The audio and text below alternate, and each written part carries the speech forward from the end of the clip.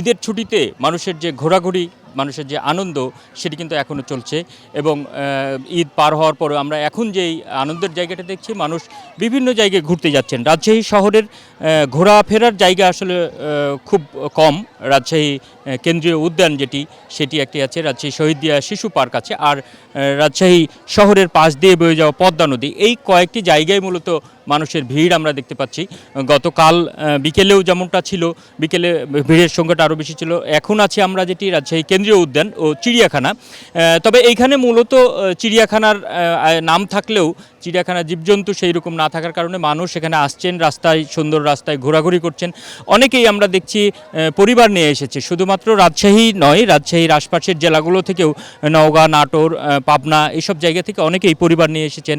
অনেকেই যানবাহন ভাড়া করে রিজার্ভ করে এসে এখানে ঘুরতে আসছেন এবং এখানে যেসব রাইডগুলো আছে সেগুলোতে তারা ঘুরছেন। আমরা এইখানকার কয়েকজনের সাথে একটু কথা বলার চেষ্টা করব যে আসলে এখানে ঘুরছেন, তারা পরিবার নিয়ে এসেছেন, তাদের কথা একটু শুনবো। এখানে একটি বাচ্চা আছে, শিশু। তোমার এখানে ঘুরতে এসে কেমন লাগছে বলো? ভালো লাগছে। কি করলা এখানে এসে? এখানে খেললাম, নাগরদোলাতে উঠলাম, পরে এদিক দিয়ে হাঁটা চলা করতেছি। আচ্ছা, আমরা আরেকজনের সাথে একটু কথা বলি। আপনি এখানে ঈদের ছুটিটা কিভাবে কাটাচ্ছেন, বা কোথা থেকে এসেছেন একটু বলবেন? আমি আসছি রাজশাহী থেকে, বাঘা থানা থেকে। এখানে আসার পরে আসলে জীবজন্তু থাকলে আরও বাচ্চা খুশি হতো। এখানে আছে নাগরদোলা, একটাই শুধু রাইডস। এখানে যদি আরও অনেক কিছুর আয়োজন করা যেত তাহলে বাচ্চারা আরও বেশি আনন্দ পাইত। সব মিলাই আলহামদুলিল্লাহ এবারকার ঈদের ছুটি আমরা ভালোভাবেই ঈদ উদযাপন করছি এবং রাজশাহী শহর তো পরিষ্কার পরিচ্ছন্ন, দিক দিয়ে ভালো লাগছে আমাদের। আপনাকে ধন্যবাদ। আমরা রাজশাহীর এই যে পার্কে এবং আশপাশের যে জায়গাগুলোতে আছে, আমরা আরও কিছু কথা বলবো। আমরা এইখানে দুটি শিশুর সাথে কথা বলবো, তারা ঘোরাফেরা করছে এখানে। তুমি এই পার্কে এসে কি দেখলে, কেমন লাগছে তোমার? আমার এখানে এসে খুব ভালো লাগছে। এখানে আমি বানর, খরগোশ, মাছকে খাবারও দিয়েছি, আর অনেক প্রাণী দেখেছি, কুমিরও ছিল, কুমিরকে খাবার দিচ্ছিল, সেটা দেখেছি। আমার এখানে এসে খুব ভালো লেগেছে। আচ্ছা, তোমার কেমন লাগছে বলো একটু? ভালো লাগছে। তুমি কি দেখেছো? আমি দেখেছি হরিণ, মাছ,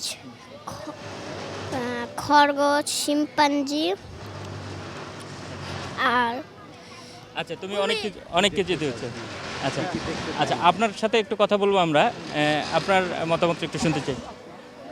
তো একটু বলবেন যে আসলে বাচ্চাদের নিয়ে ঘুরতেছেন, আপনি কোথা থেকে এসেছেন বা ঘুরতে কেমন লাগে? রাজশাহী থেকে আসছি, বাচ্চাদের নিয়ে আসছি। কিন্তু এখানে ওরা এই জিরাফ, বাঘ এগুলো দেখতে যাচ্ছে, সাপ দেখতে যাচ্ছে, এগুলো পাচ্ছে না। এগুলো আরও এগুলা রাখা দরকার বিনোদনের জন্য। আমরা যেমনটা শুনছিলাম যে আসলে দর্শনার্থী যারা আসছেন তারা এখানে এসে পার্কে ঘুরছেন, কিন্তু তাদের প্রত্যাশিত জীবজন্তু সেগুলা দেখতে পাচ্ছেন না। তো আমরা সেই জায়গা থেকে যেটি প্রায় যাদের সাথেই কথা বলছিলাম, তারা বলছিল যে এখানে তারা যেসব পশু প্রাণী দেখতে চায় সেগুলো দেখতে পাচ্ছে না। তবে এরপরেও মানুষ যেটি ঘোরার যেই আনন্দ সেটি তারা করছে এবং পরিজন নিয়ে মানুষজন আসছে, তারা ঘুরছেন এবং পরিবারের বাচ্চাদের নিয়ে বিশেষ করে যে আনন্দ যেটিকে বলে সেটি আমরা করতে দেখছি। আর এর বাইরে রাজশাহী যে কেন্দ্রীয় উদ্যান, এর বাইরেও আমরা যেটি পদ্মা নদীর ধারে মানুষজনের বিনোদনের জায়গা দেখতে পাচ্ছি এবং এছাড়া শিশু পার্কে যেখানে শিশুদের ঘোরাফেরা দেখতে পাচ্ছি।